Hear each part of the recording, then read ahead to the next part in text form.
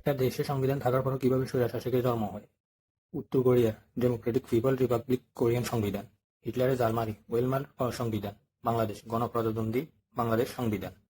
তিনটা দেশে সংবিধান থাকার পরও কিভাবে স্বৈরশাসকের উৎপত্তি হয়েছিল চলেন দেখি। একটা দেশ প্রধানত দুইভাবে পরিচালনা করা হয়। প্রথমটা হচ্ছে গিয়ে ল অফ রুলস, আইনের শাসন, আর দ্বিতীয় নাম্বার হচ্ছে ল বাই রুলস, মানে আইন দিয়ে শাসন। দাঁড়ান বুঝিয়ে বলতেছি। একটা দেশে যখন সবার জন্য একই আইন থাকে, ছাত্র জনতা, নেতা, সরকার, বিচারপতি, পুলিশ সবাই একই আইনে আবদ্ধ থাকে, তারপরে সঠিক বিচার ব্যবস্থা থাকে যা চাইলে একটা দেশের নেতার বিপক্ষে গিয়েও রায় দিতে পারে, এবং জনগণের বাক স্বাধীনতা, বিচার ব্যবস্থা ও ক্ষমতার অপব্যবহার রোধ করে, সেটাই হলো আইনের শাসন।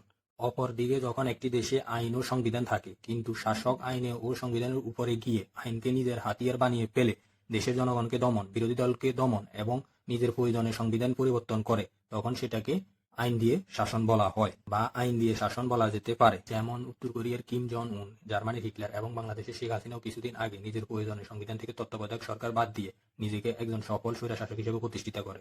শুনতে খারাপ লাগলেও বলতে হচ্ছে বিএনপি ঠিক একই দিকে পা বাড়াচ্ছে। কারণ প্রথমত তারা সংস্কারের পক্ষে না, দ্বিতীয়ত তারা কিছুদিন আগে 11টা অধ্যাদেশ বাতিলের একটা প্রস্তাব করে, যার মধ্যে উল্লেখযোগ্য মানবাধিকার অধ্যাদেশ, গুম-বিরোধী অধ্যাদেশ, বিচারক নিয়োগ অধ্যাদেশ এবং দুর্নীতি দমন কমিশন অধ্যাদেশ।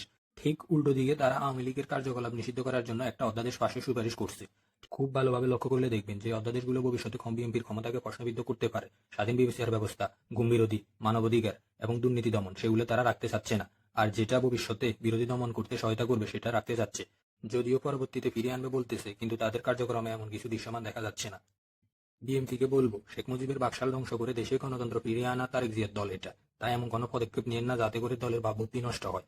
আর গত 17 বছরের স্বৈর শাসনের পর জনগণ নতুন করে আর কোনো স্বৈরতন্ত্র মেনে নেবে না। তাই বিএনপির উচিত শুধুমাত্র দলের স্বার্থ না দেখে জনগণের মানসিকতা বুঝে দেশের মানুষের স্বার্থে আইন করা, আর যদি তা না করে আইনের শাসন চাপিয়ে দেয় তাহলে জনগণ প্রতিরোধ করতে বাধ্য হবে।